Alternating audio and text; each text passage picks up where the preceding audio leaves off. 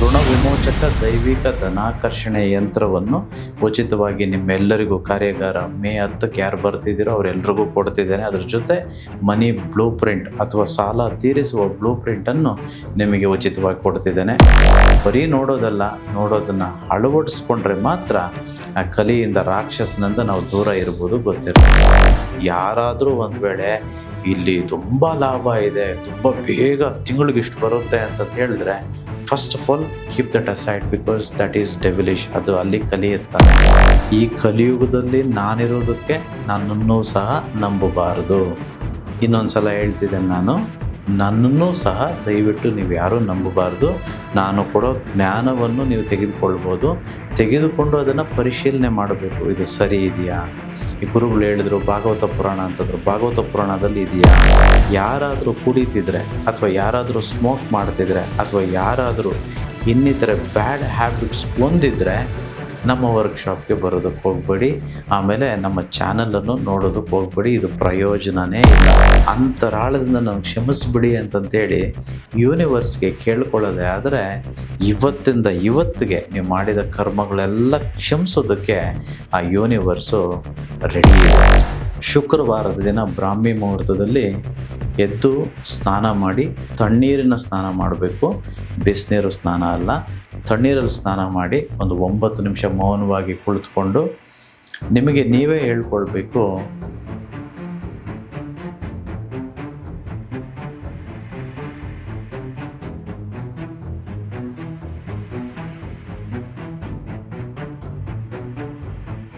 ನಮಸ್ಕಾರ ವೀಕ್ಷಕರೇ, money is happiness ಈ ವಿಶೇಷ ಕಾರ್ಯಕ್ರಮಕ್ಕೆ ತಮ್ಮೆಲ್ಲರಿಗೂ ಪ್ರೀತಿಯ ಆದರದ ಸ್ವಾಗತ. ನಾನು ಸೌಮ್ಯ ಮಳಲಿ. ವೀಕ್ಷಕರೇ, ನಾವು ಜೀವನದಲ್ಲಿ ಹಿಂಬಾಲಿಸೋದು ಎರಡನ್ನ, ಒಂದು ಹಣ, ಮತ್ತೊಂದು ಸಂತೋಷ. ಇದೆರಡೂ ಸಿಗಬೇಕು ಅಂತಂದ್ರೆ ಏನ್ ಮಾಡ್ಬೇಕು? ನಮ್ಮ ಜೀವನದಲ್ಲಿ ನಾವು ಅಂದುಕೊಂಡಿದ್ದನ್ನ ಸಾಧಿಸೋದಕ್ಕೆ ಉಂಟಾಗುವಂತಹ ಅಡೆತಡೆಗಳನ್ನ ಯಾವ ರೀತಿಯಾಗಿ ನಿವಾರಿಸ್ಕೊಂಡು ನಮ್ಮ ಜೀವನವನ್ನ ಸಂತೋಷದಾಯಕವಾಗಿ ನೆಮ್ಮದಿಯಿಂದ ಜೀವಿಸಬಹುದು, ಇದೆಲ್ಲದರ ಬಗ್ಗೆ ಗುರುಗಳು ತಮ್ಮ ಕಾರ್ಯಾಗಾರಗಳ ಮುಖಾಂತರ, ಕಾರ್ಯಕ್ರಮಗಳ ಮುಖಾಂತರ ತಮ್ಮ ಒಂದು ಜ್ಞಾನವನ್ನ ನಮ್ಮ ವೀಕ್ಷಕರಿಗೆ, ಜನರ ಜೊತೆ ಹಂಚಿಕೊಳ್ತಾ ಅವರ ಸಮಸ್ಯೆಗಳಿಗೆ ಪರಿಹಾರವನ್ನ ತಿಳಿಸ್ಕೊಡ್ತಾ ಬರ್ತಿದ್ದಾರೆ.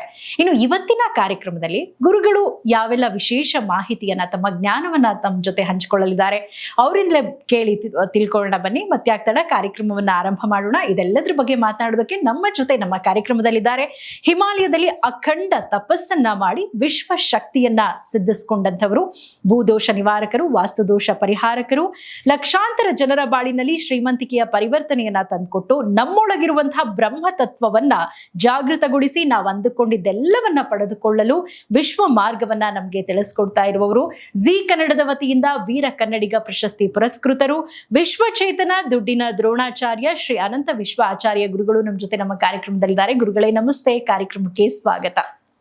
ನಮಸ್ತೆ ಮೇಡಮ್, ಮತ್ತೆ ನಮಸ್ತೆ ನನ್ನ ಎಲ್ಲ ಪ್ರೀತಿಯ ಆಗರ್ಭ ಶ್ರೀಮಂತ ದೇವರುಗಳಿಗೆ.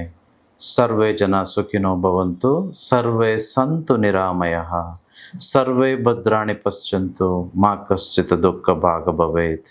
ಅಹಂ ಬ್ರಹ್ಮಸ್ಮಿ. Thank you universe. ಗುರುಗಳೇ, ನಮ್ಮ ಮುಂದಿನ ಕಾರ್ಯಾಗಾರಕ್ಕೆ ಬರುವಂತಹ ಜನರಿಗೆ ಋಣ ವಿಮೋಚಕ ದೈವಿಕ ಯಂತ್ರವನ್ನ ಹಾಗೆ ಸಾಲ ತೀರಿಸುವಂತಹ ಬ್ಲೂ ಪ್ರಿಂಟ್ ಅನ್ನ ನೀವು ಆಶೀರ್ವದಿಸಿ ಉಚಿತವಾಗಿ ಅವರಿಗೆ ನೀಡ್ತಾ ಇದ್ದೀರಾ. ಅವರೆಲ್ಲರ ಪರವಾಗಿ ನಾನು ನಿಮ್ಗೆ ಕಾರ್ಯಕ್ರಮದಲ್ಲೇ ಮೊದಲಿಗೆ ಧನ್ಯವಾದವನ್ನ ತಿಳಿಸೋದಕ್ಕೆ ಬಯಸ್ತೀನಿ ಗುರುಗಳೇ. ಇನ್ನು ನಮ್ಮ ಮುಂದಿನ ಕಾರ್ಯಾಗಾರದಲ್ಲಿ ಅಂದ್ರೆ ಪ್ರತಿ ಬಾರಿಯ ಕಾರ್ಯಾಗಾರ ಕೂಡ ಬಹಳ ವಿಶೇಷವಾಗಿರುತ್ತೆ. ಒಂದೊಂದು ವಿಚಾರವನ್ನ ಇಟ್ಕೊಂಡು ನೀವು ಅದಕ್ಕೆ ಪರಿಹಾರವನ್ನ ತಿಳಿಸ್ಕೊಡ್ತಾ ಬರ್ತಿದ್ದೀರಿ. ಹಲವಾರು ವಿಶೇಷತೆಗಳಿಂದ ಕೂಡಿರುತ್ತೆ. ಮುಂದಿನ ಕಾರ್ಯಾಗಾರದ ಸ್ಪೆಷಲ್ ಬಗ್ಗೆ, ಅದರ ವಿಶೇಷತೆಗಳ ಬಗ್ಗೆ ನೀವೇ ನಮ್ಮ ವೀಕ್ಷಕರಿಗೆ ತಿಳಿಸ್ಕೊಡಿ. ಖಂಡಿತವಾಗಿಯೂ ಪ್ರಪ್ರಥಮ ಬಾರಿಗೆ ಮೊನ್ನೆ ಸ್ಪೆಷಲ್ ವರ್ಕ್ಶಾಪ್ ಮುಗೀತು. ಸೊ ಯಾರೆಲ್ಲ ಕ್ಲಾಸಿಗೆ ಬಂದಿದ್ರೋ, ವರ್ಕ್ಶಾಪ್ಗೆ ಬಂದಿದ್ರೋ, ನೀವೆಲ್ಲರೂ 72 ಬಗೆಯ ಬಿಸ್ನೆಸ್ಗಳನ್ನು ನೀವು ತಿಳಿದುಕೊಂಡಿದ್ದೀರಾ, ಕಲ್ತಿದ್ದೀರಾ. ಸೊ ನಿಮಗೆಲ್ಲ ತುಂಬ ಧನ್ಯವಾದಗಳು. ನೀವೆಲ್ಲರೂ ವ್ಯಾಪಾರ ಮಾಡಬೇಕು, ಬಿಸ್ನೆಸ್ ಮಾಡಬೇಕು, ಲೈಫಲ್ಲಿ ಸಕ್ಸಸ್ ಆಗಬೇಕು, ಶ್ರೀಮಂತರಾಗಬೇಕು. ನೋಡಿ, ಕೇವಲ ಕಲಿಯೋದ್ರಿಂದ ಸಕ್ಸಸ್ ಸಿಗೋದಿಲ್ಲ. ಕಲ್ತಿದ್ದನ್ನು ಜೀವನದಲ್ಲಿ ಅಳವಡಿಸ್ಕೊಂಡು ನಾವು ಅದರಿಂದ ಸದ್ಬಳಕೆ ಆಗ ಮಾತ್ರ ಪಡೆಯೋದಕ್ಕೆ ಸಾಧ್ಯ. ಈ ಪ್ರಪಂಚದಲ್ಲಿ ಕಲಿಯುಗದಲ್ಲಿ ತುಂಬ ಜನ ಕಲ್ತವರು ಹೆಚ್ಚಿದ್ದಾರೆ, ಆದರೆ ಅಳವಡಿಸ್ಕೊಳ್ಳೋರು ಕೆಲವು ವಿರಳ ಮಂದಿ ಮಾತ್ರ. ಸೊ ಹಾಗಾಗಿ ನಾವು ಅಂಥವ್ರಾಗಬಾರ್ದು, ಬರೀ ಕಲ್ತವ್ರಾಗಿರಬಾರ್ದು. ಅದರ ಬದಲಿಗೆ ಆ ಲಕ್ಷ್ಮೀ ತತ್ವವನ್ನು ಜೀವನದಲ್ಲಿ ಅಳವಡಿಸ್ಕೊಂಡು ಶ್ರೀಮಂತರಾಗೋರು ನಾವಾಗಬೇಕು. So please do it. People who don't take action, I don't think they deserve to come to our workshop. So ಯಾರೆಲ್ಲ ಆ್ಯಕ್ಷನ್ ಟೇಕರ್ಸ್ ಆಗೋದಕ್ಕೆ ಇಷ್ಟಪಡಲ್ವೋ ಅಥವಾ ನಾಲೆಜ್ನ ಅಪ್ಲೈ ಮಾಡೋದಕ್ಕೆ ಇಷ್ಟಪಡಲ್ವೋ ಅಂಥವರು ನಮ್ಮ ಕಾರ್ಯಾಗಾರಗಳಿಗೆ ಬರಲಿಕ್ಕೆ ಹೋಗಬೇಡಿ. ಆಮೇಲೆ ನಮ್ಮ ಯೂಟ್ಯೂಬಿಂದ ಅನ್ಸಬ್ಸ್ಕ್ರೈಬ್ ಆದರೆ ನನಗಿನ್ನೂ ಖುಷಿಯಾಗುತ್ತೆ. So I don't think I will be of any help to you, because there is no point learning but not applying to self. So ಇದು ಒಂದು. ಸೊ ವಿಶೇಷತೆಗಳಿಗೆ ಬರೋದಾದರೆ ಮೊದಲನೇ ವಿಶೇಷತೆ ಮೇಡಮ್ ಆಗಲೇ ಹೇಳಿದ್ರು, ಥ್ಯಾಂಕ್ಸ್ ಬರೀ ಹೇಳ್ಬಿಟ್ರು ನಮಗೆ. ಋಣ ವಿಮೋಚಕ ದೈವಿಕ ಧನಾಕರ್ಷಣೆ ಯಂತ್ರವನ್ನು ಉಚಿತವಾಗಿ ನಿಮ್ಮೆಲ್ಲರಿಗೂ ಕಾರ್ಯಾಗಾರ ಮೇ 10ಕ್ಕೆ ಯಾರು ಬರ್ತಿದ್ದೀರೋ ಅವರೆಲ್ಲರಿಗೂ ಕೊಡ್ತಿದ್ದೇನೆ. ಅದ್ರ ಜೊತೆ ಮನಿ ಬ್ಲೂ ಪ್ರಿಂಟ್ ಅಥವಾ ಸಾಲ ತೀರಿಸುವ ಬ್ಲೂ ಪ್ರಿಂಟನ್ನು ನಿಮಗೆ ಉಚಿತವಾಗಿ ಕೊಡ್ತಿದ್ದೇನೆ. ಒಂದಂತೂ ಗೊತ್ತಿರಲಿ, ಬರೀ ಋಣ ವಿಮೋಚಕ ದೈವಿಕ ಯಂತ್ರ, ಧನಾಕರ್ಷಣೆ ಯಂತ್ರ ನಿಮ್ಮ ಜೊತೆ ಇದ್ದರೆ ಎಲ್ಲ ಸರೋಗುತ್ತಾ ಅಂತ ಕೇಳಿದ್ರೆ ಖಂಡಿತವಾಗಿಯೂ ನಾನೇ ಹೇಳ್ತಿದ್ದೀನಿ, ಏನೂ ಸರೋಗೋದಿಲ್ಲ. Because with a dead person it is of no use at all. ಯಾರೋ ಸತ್ತೋಗಿರೋ ವ್ಯಕ್ತಿ ಜೊತೆ ಅವ್ರ ಜೇಬಲ್ಲಿ ತೊಗೊಂಡು ಹೋಗ್ಬಿಟ್ಟು ಯಂತ್ರ ಇಟ್ಬಿಟ್ರೆ ಅವ್ರು ಸರೋಗ್ತಾರ? ನೀವೇ ಹೇಳಿ. ಯಾರೋ ಮುಟ್ಟಾಳ್ರ ಜೊತೆನೋ ಮೂರ್ಖರ ಜೊತೆನೋ ಈ ಯಂತ್ರ ಇದ್ದರೆ ಅವ್ರು ಮೂರ್ಖರಾಗೇ ಇರ್ತಾರೆ, ಏನೂ ಪ್ರಯೋಜನ ಆಗೋದೇ ಇಲ್ಲ. ಇದು ಜೀವ ಇರೋವ್ರಿಗೆ, ಮನಸ್ಸಿರೋವ್ರಿಗೆ, ಬುದ್ಧಿ ಇರೋವ್ರಿಗೆ, ಜ್ಞಾನ ಇರೋವ್ರಿಗೆ, ಚೇತನ ಇರೋವ್ರಿಗೆ ಮಾತ್ರ ಈ ಯಂತ್ರ ವರ್ಕ್ ಆಗುತ್ತೆ ಅಥವಾ ಕೆಲಸ ಮಾಡುತ್ತೆ, ಗೊತ್ತಿರಲಿ. ಸೊ ಹಾಗಾಗಿ ಯಾರೆಲ್ಲ ಈ ಯಂತ್ರವನ್ನು ಬಳಸಿ ಹಾಗೂ ಕಾರ್ಯಾಗಾರದಲ್ಲಿ ನಾನು ಹೇಳಿಕೊಡುವ ಹಾಗೆ ಈ ಬ್ಲೂ ಪ್ರಿಂಟ್, ಈ ಸಾಲ ತೀರಿಸುವಂತಹ ಬ್ಲೂ ಪ್ರಿಂಟು, ಆಮೇಲೆ ಈ ಯಂತ್ರವೂ ಅಷ್ಟೇ ಋಣ ವಿಮೋಚನೆ ಪಡೆದುಕೊಳ್ಳುವಂಥ ಈ ಒಂದು ಯಂತ್ರವಾಗಿರುತ್ತೆ. ಯಾರೆಲ್ಲ ಈ ಯಂತ್ರದಿಂದ, ನಾನು ಹೇಳಿಕೊಡುವ ತಂತ್ರದಿಂದ ಪಾಲನೆ ಮಾಡ್ತಾರೋ ಅವರು ಖಂಡಿತವಾಗಿಯೂ ಅತೀ ಬೇಗ ಸಾಲ ಮುಕ್ತರಾಗ್ತಾರೆ. ಅದೆಷ್ಟೇ ಸಾಲ ಇರಲಿ, ಹೇಗೆ ಆಗಿರಲಿ, ಏನೇ ಆಗಿರಲಿ ಚಿಂತೆ ಮಾಡಿಬಿಡಿ, ಈ ಸಾಲದ ಕಾರ್ಯಾಗಾರ ಆಗಿದೆ, ಸಾಲ ಖಂಡಿತವಾಗಿಯೂ ಮುಕ್ತಿಯಾಗುತ್ತೆ. ಇದು ಮೊದಲನೇ ವಿಶೇಷತೆ. ಎರಡನೇ ವಿಶೇಷತೆ, ಮಕ್ಕಳ ಉಜ್ವಲ ಭವಿಷ್ಯಕ್ಕಾಗಿ ವಿಶೇಷ ಸಂಕಲ್ಪ ಇರುತ್ತೆ. ಯೂಶ್ವಲಿ ಕಲಿಯುಗದಲ್ಲಿ ನಾವೆಲ್ಲರೂ ನೋಡುವಂಥದ್ದು ಮಕ್ಕಳು ಚೆನ್ನಾಗಿ ಓದಬೇಕು. ಎಲ್ಲರೂ ಈ ಒಂದು ಲಕ್ಷ್ಮೀ ತತ್ವವನ್ನು ಹೊರತುಪಡಿಸಿ ಕೇವಲ ಸರಸ್ವತಿ ತತ್ವಕ್ಕೆ ಹೆಚ್ಚು ಮನ್ನಣೆ ಕೊಟ್ಟಾಗಿದೆ. ಬಟ್ ಈ ಕ್ಲಾಸಲ್ಲಿ ಯಾರೆಲ್ಲ ಮಕ್ಕಳನ್ನ ಕರ್ಕೊಂಡು ಬರ್ತಿದ್ದೀರೋ ಮಕ್ಕಳನ್ನು ನಾನು ನೇರವಾಗಿ ನನ್ನ ಜೊತೆ ಕರೆದುಕೊಂಡು ಅವ್ರನ್ನ ಆಶೀರ್ವಾದ ಮಾಡಿ ಈ ಲಕ್ಷ್ಮೀ ತತ್ವಗಳನ್ನು ಹೇಗೆ ರೂಢಿಸ್ಕೊಳ್ಬೇಕು ಸರಸ್ವತಿ ತತ್ವದ ಜೊತೆ ಅನ್ನುವಂಥ ಒಂದು ಸಂಕಲ್ಪ ಕ್ರಿಯೆಯನ್ನು ಮಾಡುತ್ತೇನೆ. ಸೊ ಇದು ಎರಡನೇ ವಿಶೇಷತೆ. ಮೂರನೆಯದು, ಸಾಲ ತೀರಿಸುವುದಕ್ಕೆ ವಿಶೇಷವಾದ ಒಂದು ಮನಿ ಮೆಡಿಟೇಷನ್, ಹಣದ ಒಂದು ಧ್ಯಾನ ಇದೆ. ಅದನ್ನು ನಾನು ನಿಮಗೆ ಕಲಿಸ್ಕೊಡ್ತೇನೆ. ಅದ್ರ ಜೊತೆ ವರ್ಕ್ಶಾಪ್ನ ಕಡೆಯಲ್ಲಿ ಪವಿತ್ರ ದಿವ್ಯ ಶಕ್ತಿ ಜಲವನ್ನು ಪ್ರೋಕ್ಷಣೆ ಮಾಡಿ ಆಶೀರ್ವಾದ ಮಾಡುತ್ತೇನೆ. ನಾಲ್ಕನೇ ವಿಶೇಷತೆ, ಸಕಲ ಋಣಗಳ ಮುಕ್ತಿ. ನಮ್ಮೆಲ್ಲರಿಗೂ I hope you know this, ಎಲ್ರಿಗೂ ಗೊತ್ತಿದೆ ಅಂತ ನಾನು ಭಾವಿಸ್ತೇನೆ. ಎಲ್ಲರೂ ಈ ಭೂಮಿ ಮೇಲೆ ಹುಟ್ಟಿದ್ದೀವಿ, ಜನ್ಮ ತೆಗೆದುಕೊಂಡಿದ್ದೀವಿ ಅಂತಂದರೆ ಹಲವಾರು ಋಣಗಳು ನಮ್ಮ ಮೇಲಿರುತ್ತೆ, ಗೊತ್ತಿರಲಿ. ಸೊ ವಿಶೇಷವಾಗಿ ದೇವಋಣಗಳು, ದೇವತೆಗಳ ದಯೆಯಿಂದ ನಾವಿಲ್ಲಿ ಇವತ್ತು ಜೀವಂತವಾಗಿದ್ದೀವಿ, ಅವರ ಋಣ ಇರುತ್ತೆ. ಋಷಿಗಳು ನಮಗೆ ಕೊಟ್ಟಿದ್ದಾರೆ ವೇದ, ಉಪನಿಷತ್ತುಗಳು, ಜ್ಞಾನ, ಇವೆಲ್ಲವೂ ಅವರ ಋಷಿ ಋಣನೂ ನಮ್ಮ ಮೇಲಿರುತ್ತೆ. ಅದರ ಜೊತೆ ಪಿತೃ ಋಣಗಳು, ನಮ್ಮ ತಂದೆ ತಾಯಿ, ನಮ್ಮ ಅಜ್ಜ ತಾತ ಮುತ್ತಾತ, ನಮ್ಮ ಒಂದು ಪಿತೃ ಬಳಗ ಏನಿದೆಯೋ ಅವರ ಋಣವೂ ನಮ್ಮ ಮೇಲಿರುತ್ತೆ. ಆಮೇಲೆ ಪಂಚಭೂತಗಳ ಋಣಗಳು, ಅದರ ಜೊತೆ ನಾವಿಲ್ಲಿ ಬಂದು ನಾವೇನೋ ಋಣಗಳನ್ನ ನಾವು ತೆಗೆದುಕೊಂಡಿರ್ತೇವೆ. ವಿಶೇಷವಾಗಿ ಸಾಲದಲ್ಲಿರೋರೆಲ್ಲರೂ ಈ ಒಂದು ಸಾಲದ ಋಣದಲ್ಲಿರ್ತೀವಿ. ಈ ಋಣಗಳು ಮುಕ್ತಿ ಆಗದೆ ಹೋದರೆ ನಾವು ದೇವರ ಹತ್ರ ಅಥವಾ ಯೂನಿವರ್ಸ್ ಹತ್ರ ಲೀನವಾಗೋದಕ್ಕೆ ಸಾಧ್ಯನೇ ಇಲ್ಲ. ಆಮೇಲೆ ಶಾಂತಿ, ನೆಮ್ಮದಿ ಅಂತೆಲ್ಲ ಏನು ಕರಿತೀವಲ್ವ, ಅದು ಯಾವುದೂ ಸಿಗೋದೇ ಇಲ್ಲ. ಆ ಋಣಮುಕ್ತಿ ಹೇಗೆ ಪಡೆದುಕೊಳ್ಳೋದು ಅಂತ ನಾನು ಈ ವರ್ಕ್ಶಾಪಲ್ಲಿ ಹೇಳ್ತೇನೆ. ಅದರ ಜೊತೆ ಎಲ್ಲರೂ ಈ ಒಂದು ದೈವಿಕ ಜಾಗಕ್ಕೆ ಅಥವಾ ಈ ಒಂದು ಶಿವನ ದೇವಸ್ಥಾನಕ್ಕೆ ಎಲ್ಲರೂ ಹೋಗಿ ಬರಲೇಬೇಕು. ಆ ದೇವಸ್ಥಾನ ಯಾವುದು? ಯಾರಿಗೆಲ್ಲ ಸಾಲ ಇದೆಯೋ ಅಥವಾ ಯಾರೆಲ್ಲ ಮನುಷ್ಯರು ಅಂತದನ್ನು ನಾನು ಈಗಾಗಲೇ ಹೇಳ್ದಾಗೆ ಋಣಗಳಿರುತ್ತೆ ನಮಗೆ. ಆ ಋಣ ಮುಕ್ತಿ ಪಡೆದುಕೊಳ್ಳೋದಕ್ಕೋಸ್ಕರ ಈ ದೇವಸ್ಥಾನಕ್ಕೆ ಎಲ್ಲರೂ ಹೋಗಿ ಬರಲೇಬೇಕು. ಅಲ್ಲಿ ಹೋದಾಗ ಏನು ಮಾಡಬೇಕು ಅದೆಲ್ಲವನ್ನು ನಾನು ಕಾರ್ಯಾಗಾರದಲ್ಲಿ ಹೇಳಿಕೊಡ್ತೇನೆ. ಹೇಗೆ ಹೋಗಬೇಕು, ಏನು ಮಾಡಬೇಕು ಅನ್ನೋದ್ರ ಬಗ್ಗೆ. ಸೊ ನೇರವಾಗಿ ತಿಳ್ಕೊಳ್ಳೋಣ. 5ನೇ ವಿಶೇಷತೆ ಲಕ್ಷ್ಮೀ ಕುಬೇರ ಧನ ಪ್ರಾಪ್ತಿ ಕ್ರಿಯಾ ಅನುಷ್ಠಾನ ವ್ರತ. ಇದು 45 ದಿನಗಳ ವ್ರತ ಅಲ್ಲ, ಇದು 36 ದಿನಗಳ ವ್ರತ. ಈ ವ್ರತವನ್ನು ಯಾರು ಮಾಡ್ತಾರೋ ಅವರ ಚೇತನ ಮತ್ತು ಸುಪ್ತ ಚೇತನ ಮನಸ್ಸು ಎರಡೂ ಬದಲಾಗಿ ಯೂನಿವರ್ಸ್ ವೈಬ್ರೇಷನ್ ಹಾಗೆ ಕನೆಕ್ಟ್ ಆಗಿ ನಮಗೇನು ಬೇಕೋ ಅಂದುಕೊಂಡಿದ್ದೆಲ್ಲವನ್ನು ಪಡೆದುಕೊಳ್ಳುವ ಒಂದು ಸಾಮರ್ಥ್ಯ ನಮಗೆ ತಾನಾಗೇ ಬರುತ್ತೆ ವಿಶ್ವಶಕ್ತಿಯಿಂದ. ಸೊ ಹಾಗಾಗಿ ಈ ವ್ರತವನ್ನು ಎಲ್ಲರೂ ಮಾಡಲೇಬೇಕು. ಯಾರೆಲ್ಲ ಇಲ್ಲಿ ತನಕ ಕಾರ್ಯಾಗಾರಕ್ಕೆ ಬಂದಿದ್ದೀರೋ, ನೀವು ಒಂದು ವೇಳೆ ವ್ರತ ಪ್ರಾರಂಭಿಸದೆ ಹೋದರೆ ನಮಗೆ ಮೆಸೇಜ್ ಮಾಡಿ ಯಾವ ದಿನದಿಂದ ಪ್ರಾರಂಭಿಸ್ಬೋದು ಅಂತ ನಾನು ತಿಳಿಸ್ಕೊಡ್ತೇನೆ. ಸೊ ದಯವಿಟ್ಟು ಎಲ್ಲರೂ ಮಾಡಲೇಬೇಕು. ಇದು ವಿಶೇಷತೆಗಳು ಮುಂಬರುವ ಕಾರ್ಯಾಗಾರದ್ದು. ಓಕೆ ಗುರುಗಳೇ, ನಿಮ್ಮ ಮಾತನ್ನು ಕೇಳ್ತಾ ಇದ್ರೆ ಜೀವನದಲ್ಲಿ ಏನೇ ಸಮಸ್ಯೆ ಇದ್ರೂ ಇದೊಂದು ಕಾರ್ಯಾಗಾರ ಅಟೆಂಡ್ ಮಾಡಿದ್ರೆ ಖಂಡಿತವಾಗ್ಲೂ ಪರಿಹಾರ ಸಿಕ್ಕೇ ಸಿಗುತ್ತೆ ಅನ್ನುವಂಥ ಒಂದು ನಂಬಿಕೆ, ಕಾನ್ಫಿಡೆನ್ಸ್ ನಮ್ಮ ವೀಕ್ಷಕರಿಗೂ ಕೂಡ ಬಂದಿರುತ್ತೆ. ಗುರುಗಳೇ, ನೀವು ಆರಂಭದಲ್ಲೇ ಹೇಳ್ತಾ ಇದ್ರಿ ಕಲಿಯುಗದಲ್ಲಿ ಅಂತ. ಇದು ಕೇವಲ ಈ ಕಾರ್ಯಕ್ರಮದಲ್ಲಿ ಮಾತ್ರ ಅಲ್ಲ, ಯಾವಾಗಲೂ ಕೂಡ ನೀವು ಹೇಳ್ತಾ ಇರ್ತೀರಾ ಕಲಿಯುಗ ಸ್ವಾಮಿ, ಇದು ಕಲಿ ಅಂತ. ಈ ಕಲಿ ನೆಲೆಸಿರುವಂತಹ ಸನ್ನಿವೇಶ ಹಾಗೆ ಕಲಿ ನೆಲೆಸಿರುವಂತಹ ಸ್ಥಳಗಳ ಬಗ್ಗೆ ತಿಳಿಸ್ಕೊಡ್ಬೋದಾ ಗುರುಗಳ? ಯಾಕಂದ್ರೆ ಅದರಿಂದ ಒಂದ್ ಸ್ವಲ್ಪ ದೂರ ಇದ್ರೆ ನಾವು ಕೂಡ ನೆಮ್ಮದಿಯಿಂದ ಶ್ರೀಮಂತರಾಗಿ ಬದುಕಬಹುದೇನೋ ಅಂತ. ಸೊ ಹಾಗಾಗಿ ಈ ಕಲಿಯ ಬಗ್ಗೆ ತಿಳಿಸ್ಕೊಡಿ. ಖಂಡಿತ. ಸೊ ತುಂಬ ಮಹತ್ತರವಾದ ಪ್ರಶ್ನೆ ಇದು. ನೀವು ಯೂಟ್ಯೂಬಲ್ಲಿ ಚೆಕ್ ಮಾಡಿದ್ರು ಅಥವಾ ಇನ್ಸ್ಟಾಗ್ರಾಮ್ ಸೋಷಿಯಲ್ ಮೀಡಿಯಾದಲ್ಲಿ ಚೆಕ್ ಮಾಡಿದ್ರು ಹೆಚ್ಚು ವಿಡಿಯೋಸ್ ಇಲ್ಲ ಇದ್ರ ಬಗ್ಗೆ. ಆಮೇಲೆ ಒಂದು ವೇಳೆ ಇದ್ದರೂ ಅದು ಜನಗಳು ನೋಡೋದಕ್ಕೂ ಇಷ್ಟಪಡೋದಿಲ್ಲ. ಸೊ ಕಲಿ ಪ್ರಭಾವ ಹೇಗಿದೆ ಅಂತಂದರೆ, ಈ ರಾಕ್ಷಸನ ಪ್ರಭಾವ ಹೇಗಿದೆ ಅಂತಂದರೆ ಅವನಿಂಥದ್ದನ್ನು ತಿಳ್ಕೊಳ್ಳೋದಕ್ಕೂ ಬಿಡೋದಿಲ್ಲ. ಸೊ ಯಾರೆಲ್ಲ ವಿಡಿಯೋ ನೋಡ್ತಿದ್ದೀರೋ ನಿಮಗೆಲ್ಲ ದೈವ ಪ್ರಜ್ಞೆ ಅಥವಾ ಯೂನಿವರ್ಸ್ ಒಂದು ಆಶೀರ್ವಾದ ಇದೆ. ಹಾಗಾಗಿ ಈ ವಿಡಿಯೋವನ್ನು ಸಂಪೂರ್ಣವಾಗಿ ನೋಡೋದಕ್ಕೆ ಸಾಧ್ಯ ಆಗುತ್ತೆ. ಬರೀ ನೋಡೋದಲ್ಲ, ನೋಡೋದನ್ನು ಅಳವಡಿಸ್ಕೊಂಡ್ರೆ ಮಾತ್ರ ಆ ಕಲಿಯಿಂದ, ರಾಕ್ಷಸನಿಂದ ನಾವು ದೂರ ಇರ್ಬೋದು. ಗೊತ್ತಿರಲಿ. ತುಂಬ ಅದ್ಭುತವಾದ ಪ್ರಶ್ನೆಗೆ ಮೇಡಮ್ಗೆ ಮೊದಲಿಗೆ ಥ್ಯಾಂಕ್ಸ್ ಹೇಳಬೇಕು. ಓಕೆ, ಐ ಟೆಲ್ ಯು ನಾವು ಎಲ್ಲೆಲ್ಲ ಕಲಿ ಇರ್ತಾನೆ, ರಾಕ್ಷಸ ಇರ್ತಾನೆ ಅಂತಂತೇಳಿ ಆ್ಯಸ್ ಇಟ್ ಈಸ್ ನಿಮಗೆ ಗೊತ್ತಿರಬೇಕು. ಆಮೇಲೆ ಗೊತ್ತಿದೆ ಅಂತ ನಾನು ಭಾವಿಸ್ತೇನೆ. ದ್ವಾಪರ ಯುಗ ಮುಗಿದ ಮೇಲೆ ಈ ಕಲಿಯುಗ ಪ್ರಾರಂಭವಾಗುತ್ತೆ. It is called age of darkness, ಅಂದರೆ ಕತ್ತಲೆಯ ಕಾರ್ಗತ್ತಲಿನ ಒಂದು ಏನು ಹೇಳ್ತಾರೆ ಯುಗ ಅಂತ ಹೇಳ್ಬೋದು, ಸಮಯ ಅಂತ ಹೇಳ್ಬೋದು. ಇಲ್ಲಿ ಯಾವುದೂ ಕ್ಲಾರಿಟಿ ಇರಲ್ಲ, ಇಲ್ಲಿ ಸತ್ಯ ಇಲ್ಲ, ಇಲ್ಲಿ ಮೋಸಕ್ಕೆ ಹೆಚ್ಚು ಮನ್ನಣೆ ಸಿಗುವಂಥದ್ದು, ಯಶಸ್ಸು ಸಿಗುವಂಥದ್ದು, ಸುಳ್ಳಿಗೆ ಪ್ರಶಂಸೆ ಸಿಗುವಂಥದ್ದು, ಅಥವಾ ದ್ರೋಹಕ್ಕೆ, ಕ್ರೌರ್ಯಕ್ಕೆ, ಹಿಂಸೆಗೆ, ಇಂಥದಕ್ಕೆ ಎಲ್ಲ ಬೆಲೆ ಅಂತ ಇರುವಂಥದ್ದು. ಇದು ನಾನು ಹೇಳುವಂಥದ್ದೆಲ್ಲ, ಇದು ಪರಮಾತ್ಮ ಶ್ರೀಕೃಷ್ಣ ಯೂನಿವರ್ಸ್ ಹೇಳಿರುವಂಥದ್ದು.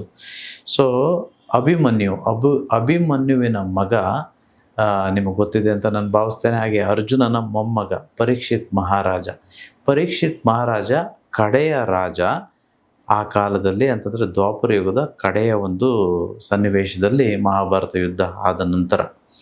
ಈಗ ಪರೀಕ್ಷಿತ್ ಮಹಾರಾಜ ತುಂಬ ಧರ್ಮವಾಗಿದ್ದ. ಇದು ಭಾಗವತ ಪುರಾಣದಲ್ಲಿ ಸಂಪೂರ್ಣವಾಗಿ ಇದರ ವಿವರಣೆ ಇದೆ. ನ್ಯಾಯವಾಗಿದ್ದ, ಸತ್ಯವಾಗಿದ್ದ, ಧರ್ಮವಾಗಿದ್ದ, ಎಲ್ಲವೂ ಸುಭಿಕ್ಷೆಯಿಂದ ನಡೀತಿದ್ದಂಥ ಸಮಯ ಅದು.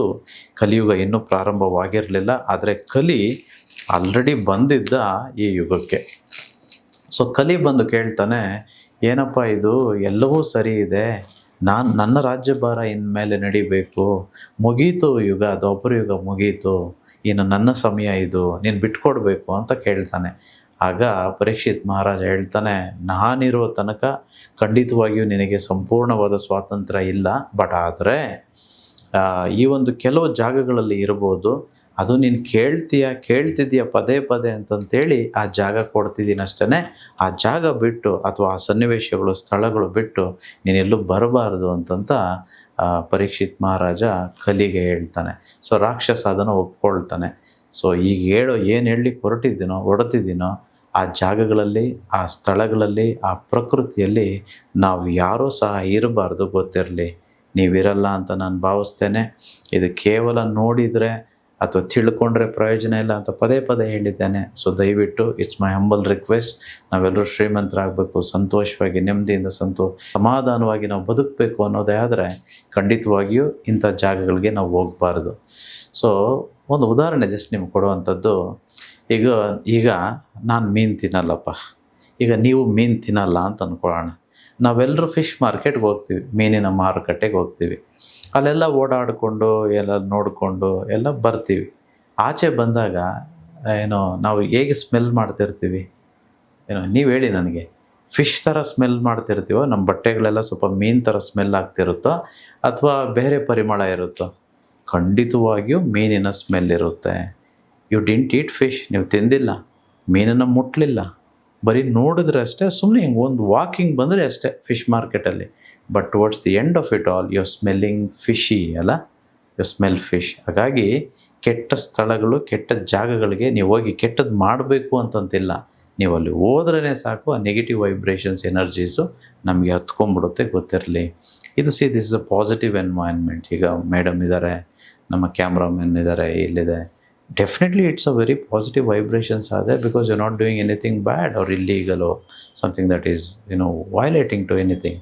ಸೊ ಹಾಗಾಗಿ ಪಾಸಿಟಿವ್ ಅಟ್ಮಾಸ್ಫಿಯರ್. ಸೊ ಕಲಿ ಇರೋವಂಥ ಜಾಗಗಳು. ಮೊದಲನೇ ಸ್ಥಳ ಎಲ್ಲಿ ಗ್ಯಾಂಬ್ಲಿಂಗ್ ನಡೆಯುತ್ತೋ, ಎಲ್ಲಿ ಜೂಜು ಆಟ ಆಡ್ತಾರೋ ಅಂಥ ಜಾಗದಲ್ಲಿ ನಾನಿರ್ತೀನಿ ಅಂತಂತೇಳಿ ಕಲಿ ಹೇಳ್ತಾನೆ. ನಿಮಗೆ ಗೊತ್ತಿರಲಿ, ಮಹಾಭಾರತ ಯುದ್ಧ ನಡೆದಿದ್ದು ಅವರು ಜೂಜಾಡಿದ್ದಕ್ಕೆ ನಿಮಗೆ ಗೊತ್ತಿದೆ ಆಲ್ರೆಡಿ, ಪಗಡೆ ಆಟ ಆಡಿದ್ದಕ್ಕೆ. ಈ ಜೂಜು ಈ ಕಲಿಯುಗದಲ್ಲಿ ಯಾವುದು ಜೂಜು? ಈಗ ನೋಡಿ, IPL ನಡೀತಿದೆ, IPL ಬೆಟ್ಟಿಂಗ್ ಆಡ್ತಾರೆ. ಸೊ ಇದೇನು ಜೂಜು. ಈಗ ಕ್ರಿಪ್ಟೋ ಕರೆನ್ಸೀಸ್ ಅಂತಂತೇಳಿ ಅವರು ಟ್ರೇಡ್ ಮಾಡ್ತೀನಿ, ನಾನು ಆ ಶೇರ್ ಮಾರ್ಕೆಟು ನನಗೆ ಗೊತ್ತು, ನಿಮಗೆ ಹಣವನ್ನು ಒಂದೇ ತಿಂಗಳಲ್ಲಿ ಅಥವಾ 3 ತಿಂಗಳಲ್ಲಿ 6 ತಿಂಗಳಲ್ಲಿ ಡಬಲ್ ಮಾಡಿಕೊಡ್ತೀನಿ ಅಂತ ಹೇಳ್ತಾರೆ. ಇದೇನು? ಇದು ಜೂಜೆ. ಅಥವಾ ಲಾಟ್ರಿ ಟಿಕೆಟ್ ತೆಗೆದುಕೊಂಡು ಪ್ರತಿ ತಿಂಗಳು ತೆಗೆದುಕೊಳ್ಳೋರು ಕೆಲವರು ಇರ್ತಾರೆ. ಕೆಲಸ ಮಾಡಲ್ಲ ಇವರು, ಪ್ರಾಮಾಣಿಕ ನಿಷ್ಠೆಯಿಂದ ಕೆಲಸ ಎಲ್ಲ ಬಿಟ್ಬಿಟ್ಟು ಬರೀ ಲಾಟ್ರಿ ಟಿಕೆಟ್ ತೆಗೆದುಕೊಂಡು ಅದ್ರ ಮೇಲೆ ಡಿಪೆಂಡ್ ಆಗಿರುವಂಥದ್ದು. ಇದೇನು? ಇದು ಜೂಜೆ. ಹಾಗಾಗಿ ಹಲವಾರು ಗೇಮ್ಸ್ ಇದ್ದಾವೆ, ಹಲವಾರು ಆ್ಯಪ್ಗಳಿದ್ದಾವೆ, ಅದರಲ್ಲಿ ದಿಢೀರ್ನೇ ಶ್ರೀಮಂತರಾಗ್ಬೋದು ಅನ್ನೋವಂಥ ನಂಬಿಕೆ. ಸೊ ಹಾಗಾಗಿ ಎಲ್ಲೆಲ್ಲ ಈ ರೀತಿ ಜೂಜು ಅನ್ನೋ ಇದೆಯೋ, ಅಂಶ ಇದೆಯೋ, ಅದೆಲ್ಲ ದಯವಿಟ್ಟು ಮಾಡೋಕ್ಕೆ ಹೋಗ್ಬಿಡಿ. ಅಲ್ಲೆಲ್ಲ ಕಲಿ ಇರ್ತಾನೆ, ಗೊತ್ತಿರಲಿ. ಅದು ಕಲಿ ಹೇಗಿರ್ತಾನೆ ಅಂತಂದರೆ, ಅವ್ನು ತುಂಬ ಅಂದವಾಗಿರ್ತಾನೆ, ಅವ್ನು ತುಂಬ ಅಟ್ರಾಕ್ಟಿವ್ ಆಗಿರ್ತಾನೆ. ನಿಮ್ಗೆ ಹೇಗೆ ಅನಿಸುತ್ತೆ ಅಂತಂದರೆ, ನಾವು ಮಾಡೋದು ಸರಿ ಅಂತಲೇ ಅನಿಸುತ್ತೆ. ಯಾರೋ ಫ್ರೆಂಡ್ ಬಂದು ಹೇಳ್ತಾರೆ, ಅಲ್ಲಿ ಪ್ರಾಪರ್ಟಿ ಇದೆ ಕಣೋ, ಅದು ಇನ್ವೆಸ್ಟ್ ಮಾಡಿದ್ರೆ 3 ತಿಂಗಳಲ್ಲಿ ಮಾರಿದ್ರೆ 1 to ಡಬಲ್ ಆಗಿಬಿಡುತ್ತೆ, ಪ್ರೈಮ್ ಲೊಕೇಶನು, ಈಸ್ಟ್ ಫೇಸಿಂಗು, ಆ ಫೇಸಿಂಗು ಅಂತಂತೇಳಿ. ಅದನ್ನೆಲ್ಲ ನಂಬಾರ್ದು. ಯಾರಾದರೂ ಒಂದು ವೇಳೆ ಇಲ್ಲಿ ತುಂಬ ಲಾಭ ಇದೆ, ತುಂಬ ಬೇಗ ತಿಂಗಳಿಗೆ ಇಷ್ಟು ಬರುತ್ತೆ ಅಂತಂತ ಹೇಳಿದ್ರೆ, first of all keep that aside, because that is devilish. ಅದು ಅಲ್ಲಿ ಕಲಿ ಇರ್ತಾನೆ. ನನಗೆ ಗೊತ್ತು ನಾನೆಷ್ಟು ಪರಿಶುದ್ಧವಾಗಿದ್ದೀನಿ ಅಂತಂತ, ಆದರೂ ಸಹ ಈ ಕಲಿಯುಗದಲ್ಲಿ ನಾನಿರೋದಕ್ಕೆ ನನ್ನನ್ನು ಸಹ ನಂಬಬಾರ್ದು. ಇನ್ನೊಂದು ಸಲ ಹೇಳ್ತಿದ್ದೇನೆ ನಾನು, ನನ್ನನ್ನು ಸಹ ದಯವಿಟ್ಟು ನೀವು ಯಾರೂ ನಂಬಬಾರ್ದು. ನಾನು ಕೊಡೋ ಜ್ಞಾನವನ್ನು ನೀವು ತೆಗೆದುಕೊಳ್ಬೋದು, ತೆಗೆದುಕೊಂಡು ಅದನ್ನು ಪರಿಶೀಲನೆ ಮಾಡಬೇಕು. ಇದು ಸರಿ ಇದೆಯಾ? ಈ ಗುರುಗಳು ಹೇಳಿದ್ರು ಭಾಗವತ ಪುರಾಣ ಅಂತಂದರು, ಭಾಗವತ ಪುರಾಣದಲ್ಲಿ ಇದೆಯಾ? ಪರೀಕ್ಷಿತ್ ಮಹಾರಾಜ ಇದ್ನ, ಏನೆಲ್ಲ ಸನ್ನಿವೇಶಗಳ ಬಗ್ಗೆ ಹೇಳಿದ, ಅದನ್ನು ನಾವು ಮಾಡ್ಬೋದಾ?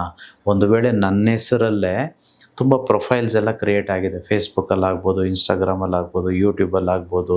ಅವರೆಲ್ಲ ನನ್ನದೇ ಫೋಟೋ ಹಾಕಿದ್ದಾರೆ, ಬೇರೆ ಯಾವುದೋ ಒಂದು ಹೆಸರಲ್ಲಿ ಒಂದು ಅಕೌಂಟ್ ಕ್ರಿಯೇಟ್ ಮಾಡ್ತಾರೆ, ದುಡ್ಡು ತೆಗೆದುಕೊಳ್ಳೋವಂಥದ್ದು ಮಾಡ್ತಾರೆ, ಅಥವಾ ಬೇರೆ ಏನೋ ಪ್ರಚೋದನೆ ಮಾಡೋವಂಥದ್ದು ಮಾಡ್ತಾರೆ, ಪ್ರಮೋಟ್ ಮಾಡ್ತಾರೆ. So please don't go behind them. ಅದು ನಾನಲ್ಲ, ನಾನು ಯಾವತ್ತೂ ದುಡ್ಡು ಕೇಳೋದಿಲ್ಲ, ಅಥವಾ ಯಾವುದೋ ಬಗ್ಗೆ ನಾನು ಎಂಡೋರ್ಸ್ಮೆಂಟ್ ಮಾಡೋದಿಲ್ಲ, ಪರಿಚಯ ಮಾಡೋದಿಲ್ಲ.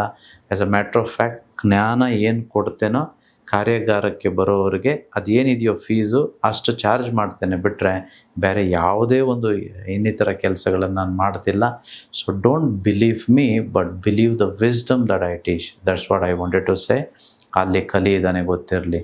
ಎರಡನೇ ಸ್ಥಳ ಕಲಿ ಇರುವಂಥ ಜಾಗ, ಯಾರು ಮದ್ಯಪಾನ ಮಾಡ್ತಾರೋ ಅಥವಾ ಧೂಮಪಾನ ಮಾಡ್ತಾರೋ ಅಥವಾ ಇನ್ನಿತರೆ ಕೆಟ್ಟ ದುರಭ್ಯಾಸಗಳನ್ನು ಮಾಡ್ತಿರ್ತಾರೋ ಅಂಥವರಲ್ಲಿ ಕಲಿ ಇದ್ದೇನೆ, ನಾನು ರಾಕ್ಷಸ ಇರ್ತೇನೆ ಅಂತ ಹೇಳಿದ್ದಾನೆ.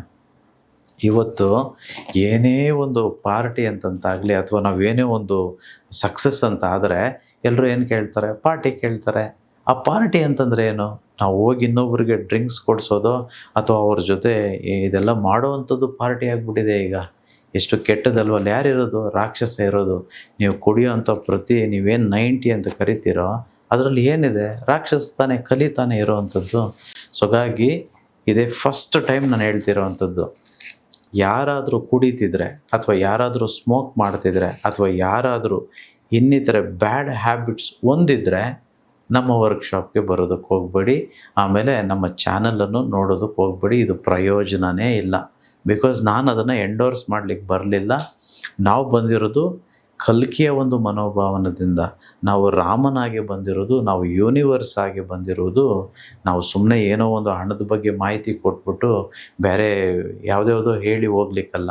ಸೊ ಹಾಗಾಗಿ ನಿಮಗೆ ನನ್ನ ಒಂದು ಅಥವಾ ಯೂನಿವರ್ಸ್ನ ದಯೆ ಆಶೀರ್ವಾದ ಇರಬೇಕು ಅನ್ನೋದೇ ಆದರೆ ನೀವು ದಯವಿಟ್ಟು ಇಂಥದನ್ನು ಮಾಡೋರು ನನ್ನ ಕ್ಲಾಸಿಗೆ ಬರೋದಕ್ಕೆ ಹೋಗಬೇಡಿ.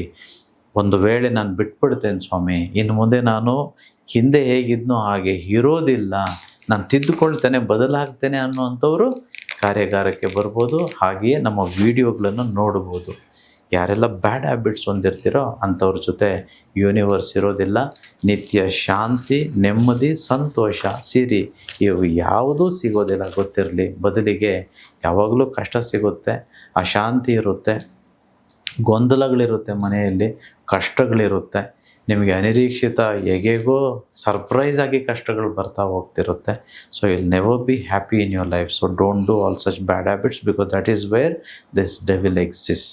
This a second place. Third, ಮೂರನೇ ಜಾಗ ಕಲಿಯಿರುವಂಥದ್ದು ವ್ಯಭಿಚಾರಿಗಳ ಹತ್ರ. ಅಂತಂದರೆ ಅನೈತಿಕತೆ ಅಥವಾ ಅತಿಯಾದ ಕಾಮ ಇರೋವ್ರ ಜೊತೆ ಈ ಒಂದು ಕಲಿ ಇರ್ತಾನೆ, ಗೊತ್ತಿರಲಿ, ರಾಕ್ಷಸ ಇರ್ತಾನೆ.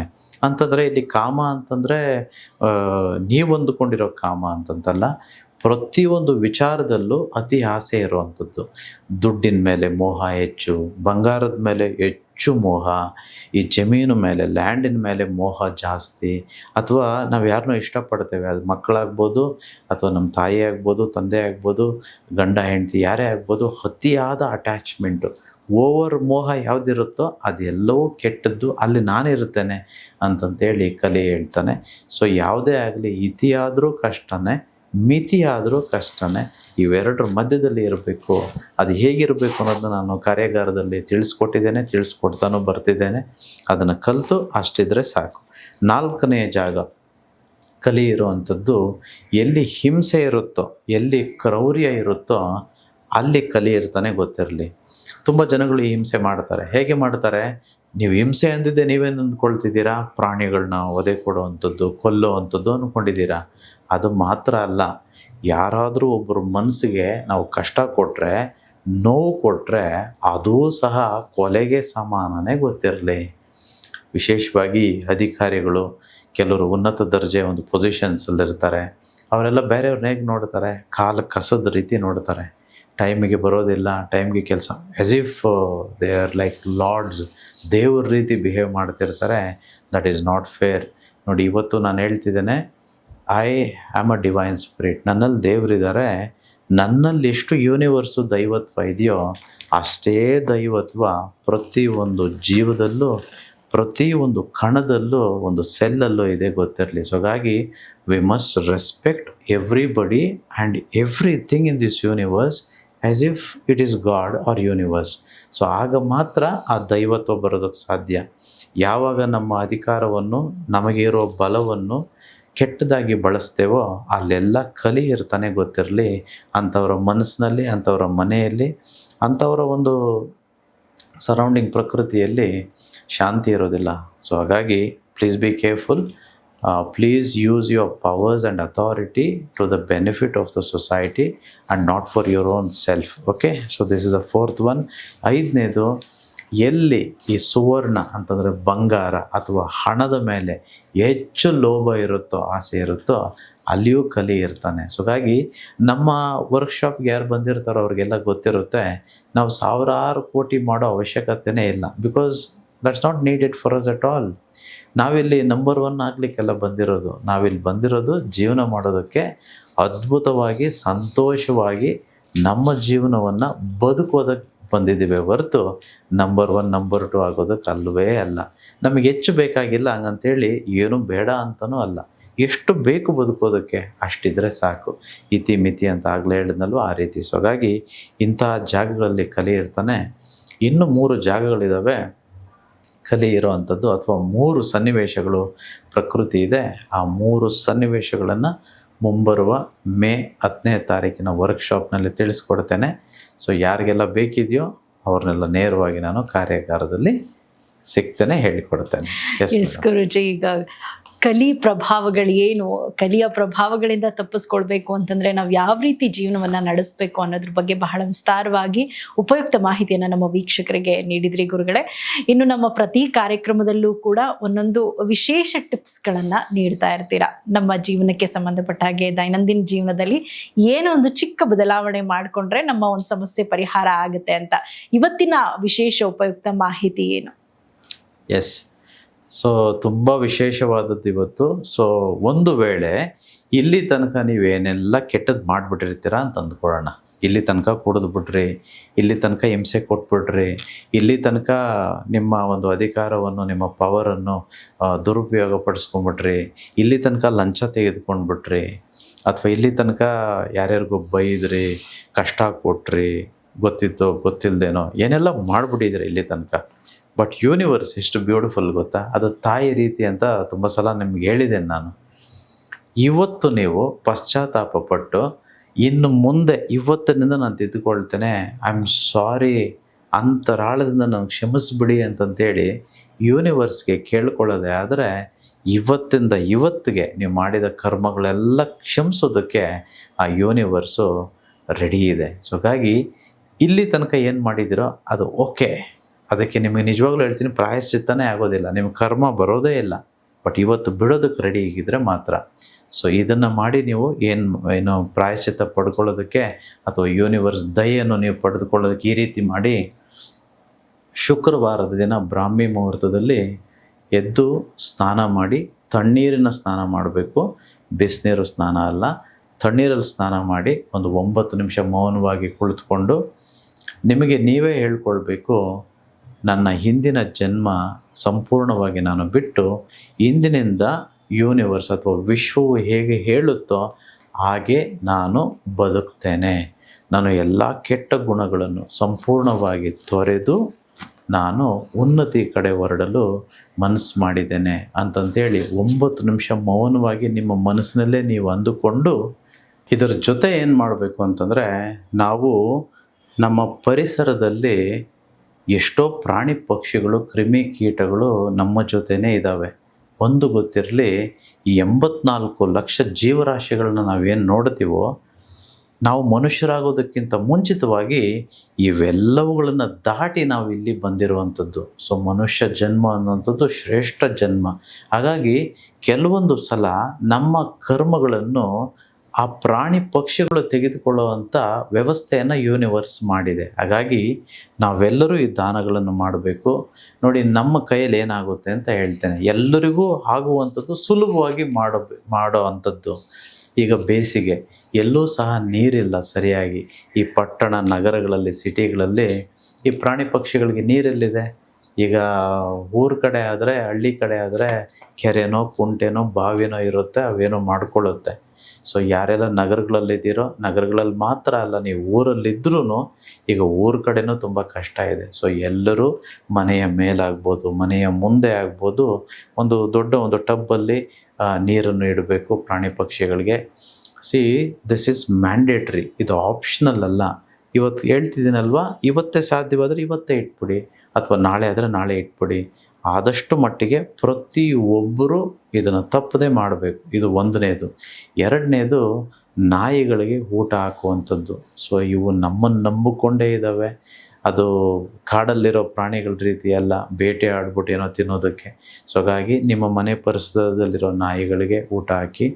ಆಮೇಲೆ ಇನ್ನೊಂದು, ಕೆಲವರು ಇದರಲ್ಲೂ ತಪ್ಪು ಮಾಡೋರಿದ್ದಾರೆ, ಅತಿರೇಕ ಮಾಡ್ಕೊಂಡ್ಬಿಡ್ತಾರೆ. ಪ್ರತಿದಿನ ನಾನು, ಕೆಲವರು ಬಂದಿದ್ದಾರೆ ನನ್ನ ಹತ್ರ ಪರ್ಸ್ನಲ್ ಮೀಟಿಂಗ್ ಬಂದಿರೋ ಅಂಥವ್ರು, ನಾನು ಪ್ರತಿದಿನ 1000 ರೂಪಾಯಿಗೆ ಊಟಗಳೆಲ್ಲ ಮಾಡಿಸ್ಬಿಟ್ಟು ನಾಯಿಗೆ ಹಾಕ್ತೀನಿ, ನಾನು 500 ರೂಪಾಯಿಗೆ.